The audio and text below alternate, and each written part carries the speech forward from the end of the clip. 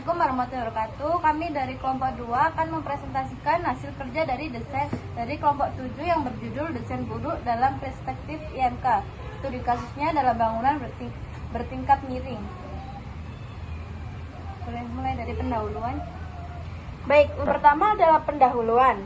Pengertian umum interaksi manusia dan komputer sebagai bidang yang mempelajari hubungan antara manusia dan sistem baik digital maupun fisik dengan fokus pada usability, kenyamanan, dan keamanan pengguna dalam konteks penggunaan sehari-hari. Selanjutnya adalah pengertian khusus.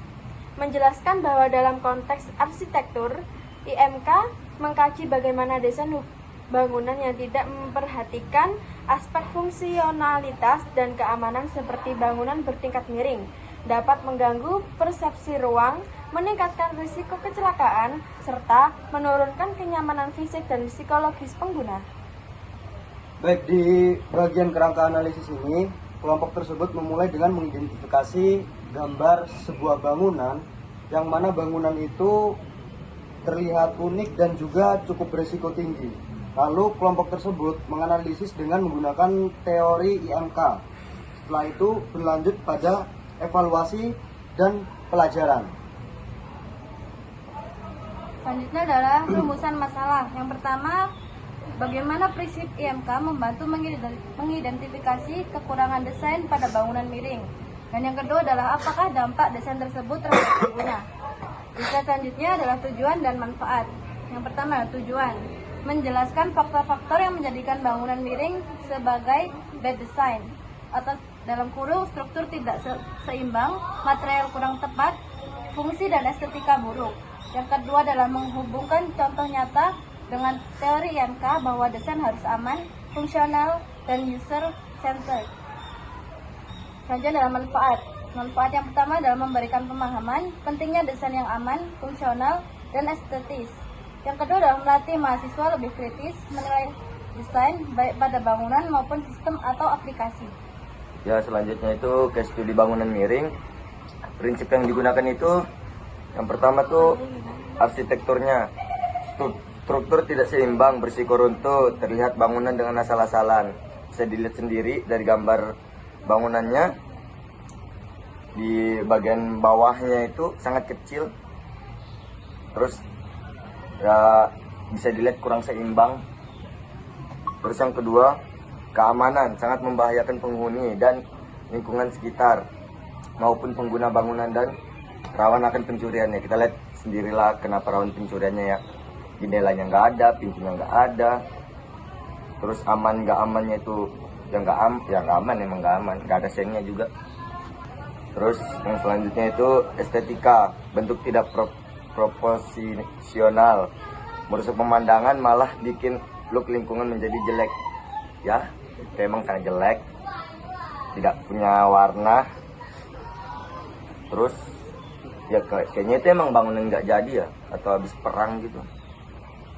Terus fungsionalitas, ruangan dalam tidak efisien dan tidak nyaman, dari segi manapun kurang layak ditinggali, sangat tidak layak.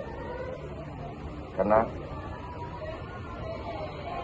entah itu tangganya nanti mau taruh di mana juga kalau dilihat-lihat. Terus dari psikologis, penghuni merasa cemas dan tidak aman karena nggak punya pintu dan sebagainya itu. Lingkungan, mengganggu tata ruang dan menuruni nilai properti. Kesimpulan dan saran, bangunan miring ini merupakan contoh nyata bad design karena estetikanya nggak ada. Terus apa lagi? Fungsional juga tidak ada. Ya, fungsionalnya kurang, keamanannya kurang, sama Dia nggak ngikutin, dia di bangunan ini sama sekali tidak masukkan prinsip IMK.